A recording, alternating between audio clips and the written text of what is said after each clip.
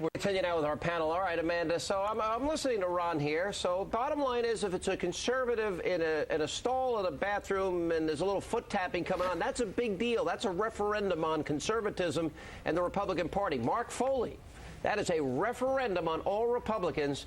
But if it's a Democrat, if it's Bill Clinton, he shouldn't be impeached, even if he lies under oath. You see this double standard we're talking about?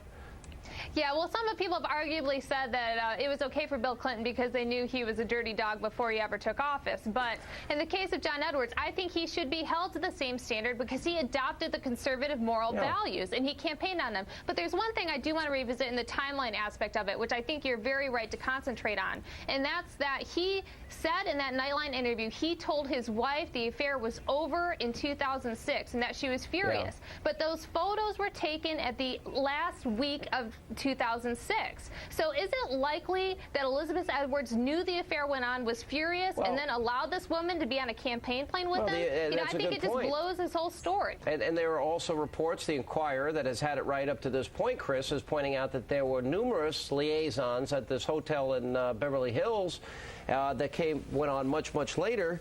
But there are other questions that may become a legal issue for him. Number one, did he really know about the hush money? Did he know about $15,000 being paid monthly? Did he know who paid for the expensive mansion she was living in Santa Barbara? And this woman who's not qualified to do these documentaries, was this a, job of silence?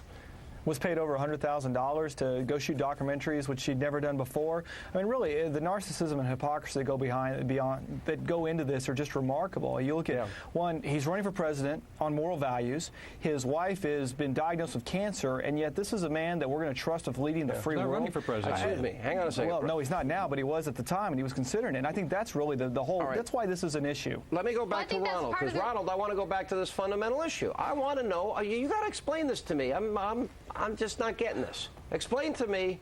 I'm just a regular guy, and I'm wondering if you can't keep the promise to your family, can't keep your promise to your wife, you're having an affair, you're lying about the affair repeatedly, why should the American people trust you when you say you're not going to lie to them? Why should we trust you?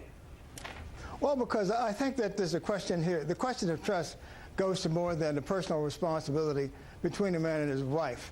I think that the right wing really has carried this whole question too far. I agree with you, Ronald. Looking into people's bedrooms and looking under their bedrooms, trying to find out whether or not that level of trust. And by the way, that's a great is the kind of trust that you use in the Oval Office. That's a great question Sean asked. And so, Amanda, if that's true, you can't trust somebody who had an affair. How can we trust John McCain to be president of the United States since he cheated by his own admission on his first wife? He didn't keep his marital vows. He didn't keep his pledge to his first family. 30 years ago, after 5.5 years in a prisoner of war camp. She has nothing to do with it. Amanda, so how do we trust John McCain to be president of the United States? Well, that's an issue I think has been thoroughly vetted for many years now. And he cheated on his wife, right? And this is something he cheated on his John wife, right? Edwards is after 5.5 years in a prisoner of war camp. Has nothing to do with it. He cheated on 5.5 years after prisoner of war camp. Should we lose the guess and you and I argue? Yeah, I will. It had nothing to do with it. He cheated on it. Excuse me, Sean. You've had your chance to speak. I'm up.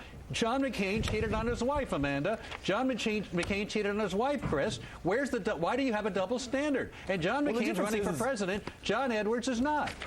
He is. John Edwards is running for president now. He was doing it when he was having the affair. His wife had been diagnosed with cancer, Alan. I mean, if you can't see the difference between the two situations. John McCain's wife was in a car accident, and he came back, and all of a sudden he decided he didn't love her anymore, and he saw another woman. And his timeline that he talked about in his book isn't vetted by the actual events of when he actually got a divorce. So why is there a double standard? He stood up and he criticized Bill Clinton for his actions of Monica Lewinsky and called. I mean, John Edwards was one of the biggest critics of Bill Clinton. John McCain's running for president. What about his affair? And John Edwards was one of the biggest critics of Bill Clinton in the Democratic Party. Will you admit that John McCain was wrong to have an affair? Can we trust him to run for presidency? He cheated on his wife?